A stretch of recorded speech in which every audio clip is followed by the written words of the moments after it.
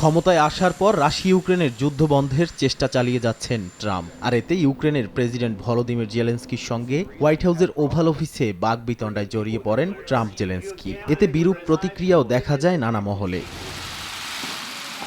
এবার রুশ প্রেসিডেন্ট পুতিনের সঙ্গে ফোনালাপে আলোচনা করবেন মার্কিন প্রেসিডেন্ট ডোনাল্ড ট্রাম্প। স্থানীয় সময় মঙ্গলবার তাদের ফোনালাপে ইউক্রেনের রাশিয়া অধিকৃত জাপোরিঝিয়া পারমাণবিক বিদ্যুৎ কেন্দ্র সহ ভূমি বিভাজনের মতো বিষয়গুলো প্রাধান্য পেতে পারে বলে জানিয়েছে হোয়াইট হাউস। এছাড়া বিশ্লেষকরা মনে করছেন 1 মাসের যুদ্ধবিরতির পক্ষে পুতিনের সমর্থন চাইছেন ট্রাম্প।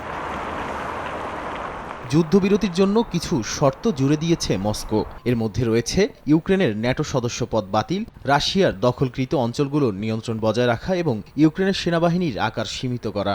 এছাড়া রাশিয়া পশ্চিমা নিষেধাজ্ঞা হ্রাস এবং ইউক্রেনের নির্বাচনের দাবি জানিয়েছে। এদিকে ইউর পররাষ্ট্রনীতির প্রধান কাজা ক্যালাস বলেছেন, রাশিয়ার শর্তগুলো দেখে মনে হচ্ছে তারা আসলে শান্তি চায় না। ব্রিটিশ প্রধানমন্ত্রী কিয়ার স্টারমার বলেন, শান্তি চুক্তি হলে ব্রিটেন এবং ফ্রান্সের মতো দেশগুলো ইউক্রেনে শান্তিরক্ষী মোতায়েন করতে প্রস্তুত। ইউক্রেনের প্রেসিডেন্ট ভলোদিমির জেলেনস্কি যুদ্ধবিরতির সম্ভাবনা দেখলেও তিনি জোর দিয়ে বলেছেন, ইউক্রেনের সার্বভৌমত্ব আলোচনার বিষয় নয় এবং রাশিয়াকে দখলকৃত অঞ্চল ছেড়ে দিতে হবে। নাদিম মারজান, সময় সংবাদ। Зараз вже майже тиждень.